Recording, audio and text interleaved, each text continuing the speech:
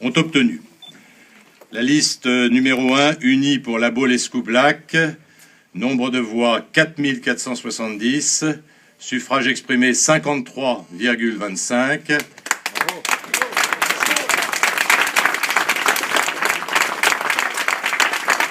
Et nous aurons donc 27 sièges, comme pour le mandat précédent. La Baule autrement avec la gauche, dirigée par monsieur Erwan Lemoigne, 1786 voix, 21,27 suffrages exprimés et 3 sièges.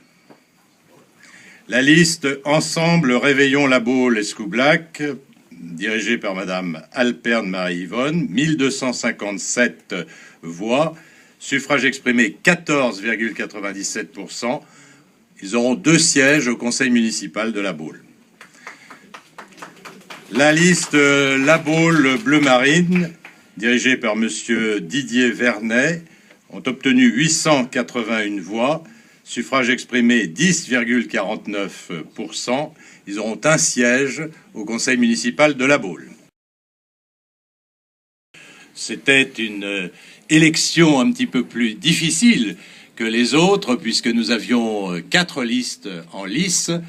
Je voudrais également dire tous mes remerciements à tous ceux qui nous ont soutenus, qui nous ont aidés et qui nous ont permis d'arriver en tête et d'être élus au premier tour, ce qui n'est pas aujourd'hui forcément évident partout en France. C'est d'abord un sentiment d'avoir supporté un programme avec une équipe. Malheureusement, c'est un vote sanction pour les 2 partis, UMP et PS, parce que finalement on voit entrer à la Baule le Front National, ce qui est toujours décevant d'avoir un parti qui, sans programme, arrive à recueillir des voix. Forcément une déception, mais la volonté de poursuivre le chemin, parce que c'est aussi important que la Baule puisse s'imaginer autrement. A priori, c'est quand même le meilleur score d'opposition de droite depuis que M. Mettereau est élu.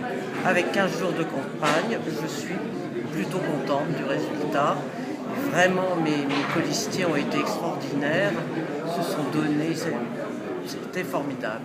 Très satisfait de notre score qui nous permet de rentrer au conseil municipal.